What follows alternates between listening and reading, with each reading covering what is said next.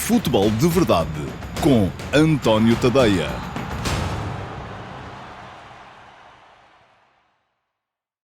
Olá a todos e sejam muito bem-vindos ao Futebol de Verdade Flash para o Grupo Desportivo de Chaves 0, Benfica 2. O Benfica conseguiu a segunda vitória consecutiva e a primeira vez nesta temporada em que juntou 2 jogos seguidos sem sofrer golos, na sequência de um desafio que foi muito pobre de parte a parte, marcado por um lado pela cautela flaviense e por outro pela lentidão de processo e pela falta de uma referência na frente das águias. O Chaves chegou ao fim dos 90 minutos com apenas 2 ações na área adversária, o que é um recorde negativo desta liga, segundo os dados Goal Point, que também só acreditam a equipa de Roger Schmidt com 20 bolas tocadas na área ofensiva. Menos 4 do que aquele que era o seu mínimo deste campeonato, registado no Bessa, a jogar boa parte do desafio com um homem a menos, na altura por a expulsão de Petar Musa. Schmidt repetiu o 3-4-3 que mostrara à meio da semana em Aroca, de uma forma que terei a oportunidade de detalhar mais à frente, quando fizer aqui a fotografia tática do jogo, e não só repetiu o resultado, como também as limitações atacantes que impôs ao opositor, que durante a primeira parte quase nem se aproximou da área de Trubin. A questão é que,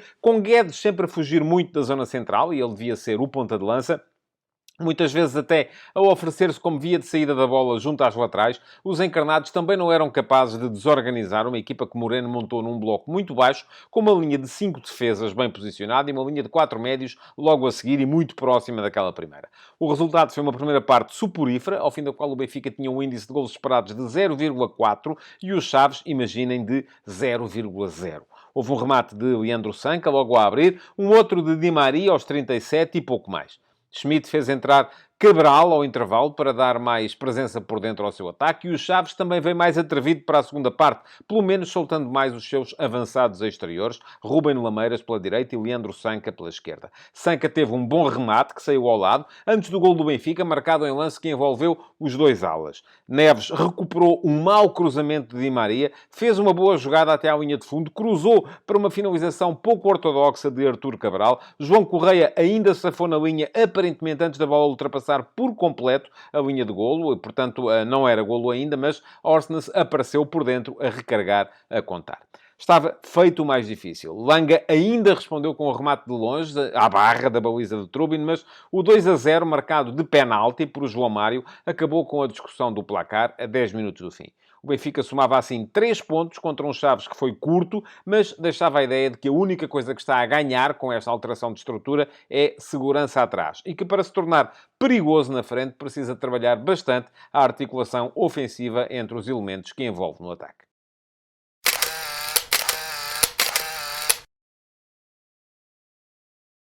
E vamos então fazer a fotografia tática deste Chaves-Benfica. O Grupo Desportivo de Chaves fez 4 alterações face à equipa que tinha perdido por 5-0 contra o Vitória Sport Clube na última jornada da Liga. Trocou um dos centrais, Steven Vitória, por Cafu Pitt, que apareceu como central do meio, no esquema de 3 centrais. Trocou outro dos centrais, o Igor Nogueira, que tinha sido expulso em Guimarães e por isso mesmo não podia jogar hoje, fazendo entrar Bruno Langa para ala esquerdo e derivando Sandro Cruz para central esquerdo. E depois fez ainda uma alteração no meio-campo, com a saída de Guima e a entrada de Kelechi, e uma outra no ataque, enfim, no ataque e na defesa, porque saiu do 11 Carraça, que tinha sido ala direito, na altura em Guimarães, para entrar Leandro Sanca para o ataque, derivando então, baixando João Correia para a posição de ala direito. O Chaves apresentou-se assim num 3-4-3 ofensivo que praticamente não chegou a ver-se, porque a equipa esteve quase sempre em momento defensivo e encostava atrás num 5-4-1. Hugo Sousa era o guarda-redes.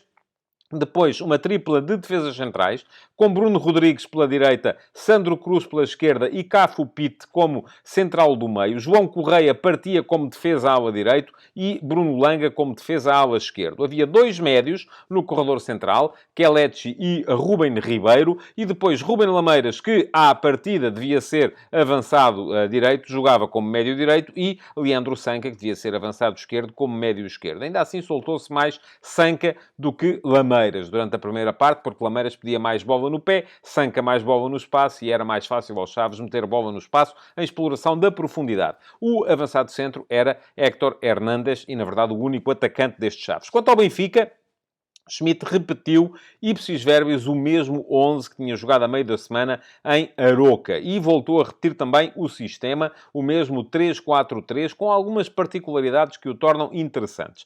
Trubin foi o guarda-redes, tripla de centrais com António Silva, Otamendi e Morato. João Neves partiu da posição de ala direito e Frederic Orsnes da posição de ala esquerdo. Dois médios pelo meio, Florentino e João Mário, e depois, na frente, uma tripla formada por Di Maria, que partia muito da meia-direita, Rafa, que partia mais da meia-esquerda, e Gonçalo Guedes, que era, no papel, o ponta de lança. O que é que acontecia? Sempre que a equipa tinha bola, Guedes saía bastante da zona central e muitas vezes apresentava-se até junto às laterais para tentar dar saída à equipa desde trás. Porquê? Porque os dois alas, que embora começassem as jogadas de ataque a partir da linha lateral, apareciam muito por dentro e depois alguém tinha que ocupar esse espaço no corredor lateral. Umas vezes fazia o Di Maria, outras vezes fazia o Rafa, outras vezes fazia o próprio Gonçalo Guedes, noutras ocasiões até chegou a ser João Mário quem apareceu por lá. Portanto, era um sistema que potenciava bastante a mobilidade, mas que, face a uma equipa que estava muito bem posicionada e que não se deixou ir em referências individuais de marcação, manteve quase sempre a sua zona, acabou por tornar-se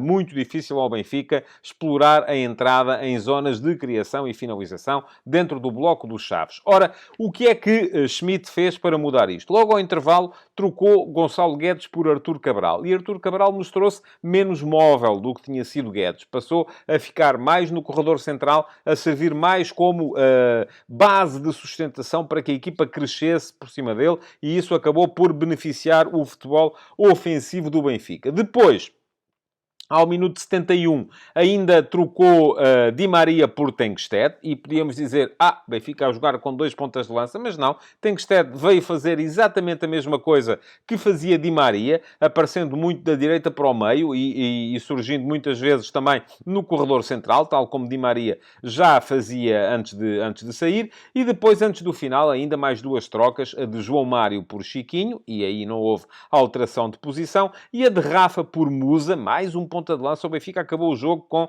três homens que no papel são pontas de lança, mas acabou no mesmo 3-4-3 com que tinha iniciado. Porquê? Porque tinha, nessa altura, Artur Cabral como referência central de ataque e depois Tengsted a jogar a partir do corredor direito e Musa a jogar a partir do corredor esquerdo, com Florentino e Chiquinho na altura como dupla de médios. Quanto aos Chaves, trocou pela primeira vez ao minuto 58, tentando dar um bocadinho mais de acutilância ao seu ataque. Foi na sequência do tal remate de Leandro Sanca que causou, inclusive, alguma sensação no ataque dos Chaves. E então, nessa altura, Moreno optou por tirar Lameiras e por lançar Paulo Vítor, um jogador mais vertical, mais capaz de explorar a profundidade que o Benfica dava durante toda a partida.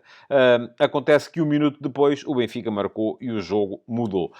10 minutos mais tarde, mais duas trocas. João Correia, que já não estava nas melhores condições físicas, cedeu a sua posição a Carraça, sem alteração em termos táticos, e Leandro Sanca a Abbas, também sem alteração em termos táticos, porque Carraça foi colocar-se como ala direito e Abbas como avançado esquerdo, e nesta altura a perder. O Chaves já tentava soltar os homens de apoio ao ponta de lança, que eram Paulo Vítor a partir da direita e Abbas a partir da esquerda. Ainda antes do fim, mas já com 0-2 no marcador, Moreno, ou alguém por ele, uma vez que ele já não estava porque tinha sido expulso, o treinador do Chaves, ainda fez mais duas trocas, fazendo sair Cafufit e Ruben Ribeiro, e fazendo entrar Guima para o meio-campo e Jô para o ataque, então forçando o ataque com mais um elemento e abdicando da linha de 5 atrás. Já foi tarde para causar qualquer impacto no jogo, porque o Benfica já o tinha ganho.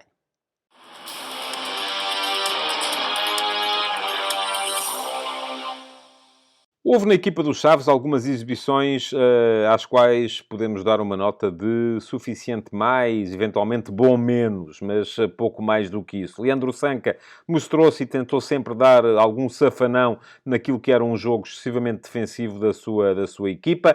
Não esteve mal Kelechi também na zona de meio campo, a tentar quase sempre eludir as zonas de pressão. Fez um bom jogo ainda assim o João Correia a partir da ala direita, enquanto foi tendo capacidade para tal, o mesmo podendo dizer-se lance do Bruno Langa, o ala que jogava do outro lado à esquerda. Mas, ainda assim, mesmo não tendo feito um jogo grandioso, muito longe disso, o Benfica não fez uma boa partida do ponto de vista ofensivo, as melhores exibições acabaram por estar na equipa que hoje jogou de branco, a equipa do Benfica. Muito bem Otamendi, forçar a entrada em zonas de criação e finalização a partir do trio de trás, e nisso fez mais do que os dois parceiros, provavelmente porque é essa a ideia da organização estrutural do Benfica, ser o central do meio a forçar essa entrada, e de resto, aquilo que se viu foi, sobretudo, João Neves e Orsnes.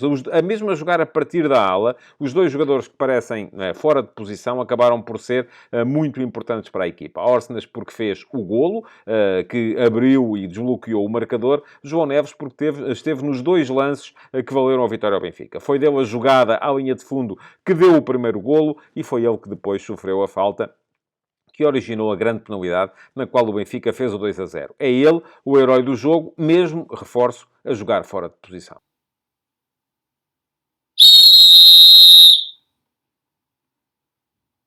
Vai certamente falar-se muito ao longo da semana da arbitragem de Hélder Malheiro e, sobretudo, à conta da grande penalidade que deu o segundo golo do Benfica. Uma penalidade que foi tão contestada que, inclusive, levou à expulsão de Moreno, o treinador do Grupo Desportivo de Chaves. E, no entanto, aquilo que me parece é que, nas decisões fundamentais da partida, Malheiro acabou por estar bem. E selecionei aqui uma série de lances. Primeiro, para dizer que houve dois lances anteriormente nos quais o Benfica tinha pedido grande penalidade, sempre sem razão. Logo aos 8 minutos há um lance em que o Benfica pede mão de Cafu Fit. A bola até eventualmente acabará por tabelar no braço do jogador sul-africano do Grupo Desportivo de Chaves, mas o braço está à frente do peito e, portanto, não há falta. Depois, ao minuto 38, mais uma vez o Benfica a pedir mão de Cafu Fit, mas aqui a bola não tabela sequer no braço, que neste caso estava aberto, e acaba por ser cortada com o abdômen pelo central da equipa da casa. Depois, há dúvidas relativamente ao primeiro golo do Benfica, sobretudo relativamente à atribuição do autor do golo. A ideia com que fiquei foi de que o remate,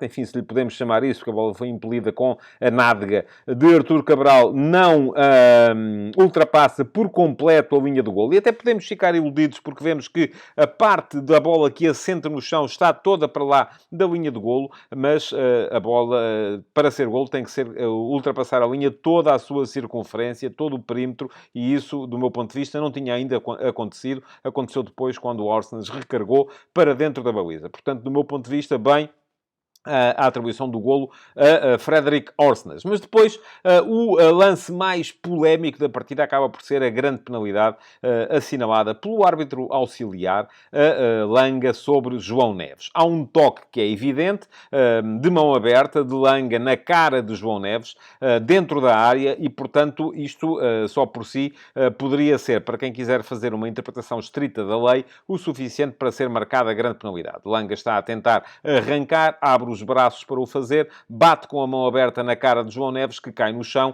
e, enfim, pode dizer-se, mas a bola até estava na posse dos Chaves, como é que pode ser marcada aqui uma falta? E, para mim, o fundamental neste tipo de lances de contacto, e eu digo sempre a mesma coisa, o facto de haver contacto não quer dizer que haja falta, é perguntarmos a nós mesmos o seguinte: podia o jogador que, neste caso, caiu, continuar a discutir o lance depois do contacto? Vamos comparar, por exemplo, com o lance de Tengsted no jogo da semana passada contra o Casa Pia, que o Benfica também reclamou penalti. Ele sente um contacto nas costas, deixa-se cair. O contacto é o suficiente para o fazer cair? No caso do lance contra o Casa Pia, achei que não.